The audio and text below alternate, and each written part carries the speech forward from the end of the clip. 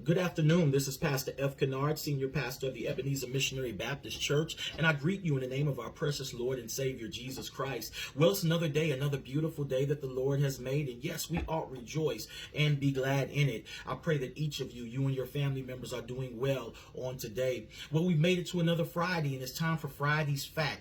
Friday's Fact, which comes from our daily devotions that we have Tuesday through Friday. Of course, we have Tuesday's Thought, Wednesday's Wisdom, Thursday's Task, and of course, Friday's Fact. And Friday's Fact is simply this: you've got talent.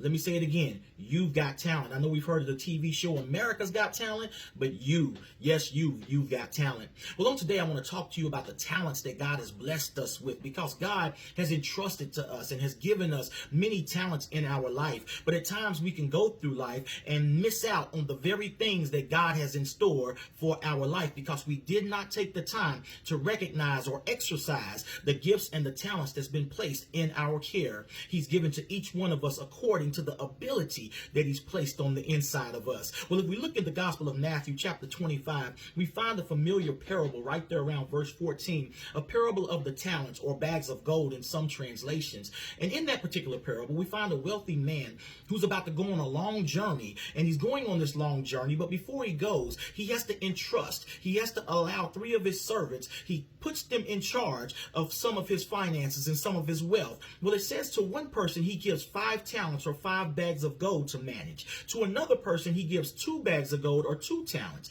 To another individual he gives them 1 bag of gold or 1 talent. Understand, he says he gives these things to them according to their own abilities, according to the abilities. Understand that the word ability comes from the Greek word dunamis, where we find the word dynamite. Sounds a lot like dynamite. What dunamis literally means explosive power. In other words, he's giving them according to the power that works on the inside of them. Paul lets us know in Ephesians 3:20 that God is able to do above all that we can ever think of or imagine. Watch this: according to the power that works on the inside of you. There is a power, there is a level of faith that God has entrusted and has placed on the inside of you, and he is waiting for you to make up in your mind when you're going to choose to ignite that power and be about all that he's called you to be about. He has called us to be a blessing, not to be blessed just to bless our families and ourselves, but to be a blessing, to go out into our communities, out into this world, and be a blessing to someone else who needs that blessing, or who is desperately in need of the blessing that God's given and entrusted in your life. Understand that the Gospel of Luke 6:38 says, "Give,